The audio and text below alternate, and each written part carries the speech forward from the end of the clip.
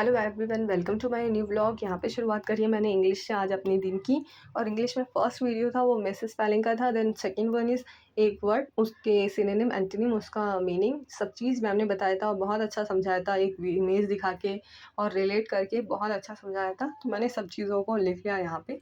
Then उसके बाद हम लोगों ने शुरू कर दिया था अपना करंट अफेयर में, जैसे कि मैंने पहले बताया था, अभी हम थोड़े से मैं पीछे हो गई हूँ, तो उसको हम लोग अपना बैकअप को कंप्लीट करने के लिए मैं 3 वीडियो मतलब कि एक दिन में देख रही हूँ।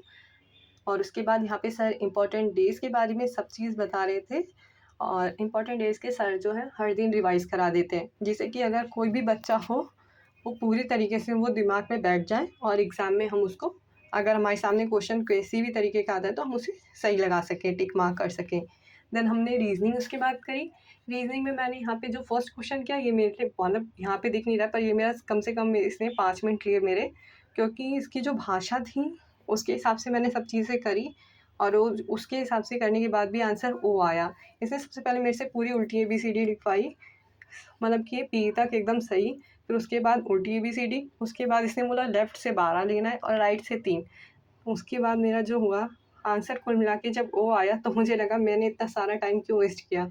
ऐसा हमारे साथ होता है कि हम मतलब क्वेश्चन आधा कर मतलब पढ़ो फिर भी आंसर निकालने की कोशिश करो। कुल मिला के ये सीख मेरी को इस क्वेश्चन से मिली।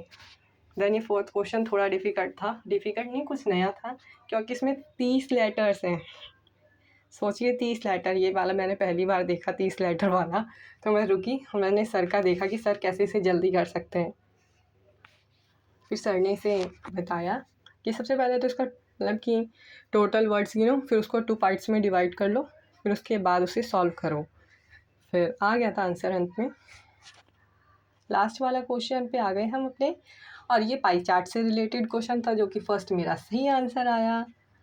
क्योंकि पाई चार्ट और मतलब पाई चार्ट से रिलेटेड जो भी क्वेश्चन मतलब कि है वो मैंने अपने 12th में इकोनॉमिक्स में काफ़ी पढ़े हैं, तो फिर 12th वाली चीज़ें ज़्यादा याद रहती हैं, क्योंकि वहाँ पे बोर्ड्स में इतना ज़्यादा रिवीजन किया होता है कि हर चीज़ याद है।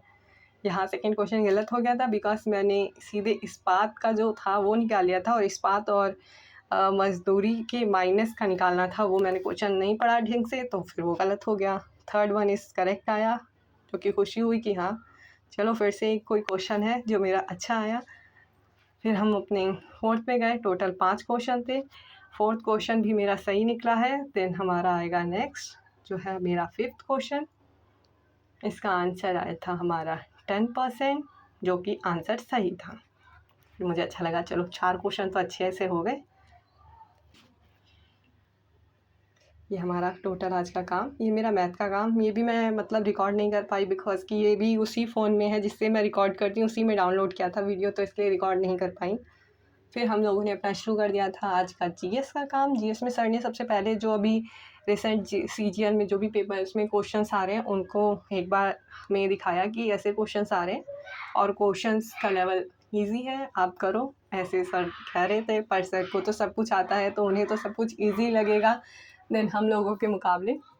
तो मैंने जो चीज़ मुझे आती थी वो नहीं लिख के बाकी सारी चीज़ों को नोट डाउन कर लिया, बिकॉज़ कि आगे भी पेपर आ रहे हैं तो सेम क्वेश्चंस रिपीटेशन होने का चांसेस होते हैं।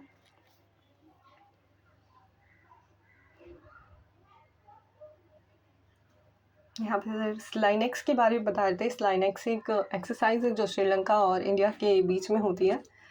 फिर सर ने बाकी सारी चीज़ों के बारे में और बताया कि यहाँ पे सर पेट्रोलियम को बताए थे, इसे काला सोना कहते हैं। बहुत बेसिक क्वेश्चन था तो फिर उसको नहीं लिखा।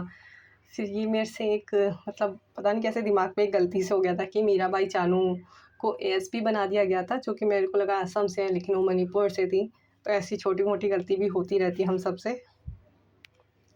लास्ट में सर ने यहाँ पे कर्णम मल्लेश्वरी के बारे में पूछा था।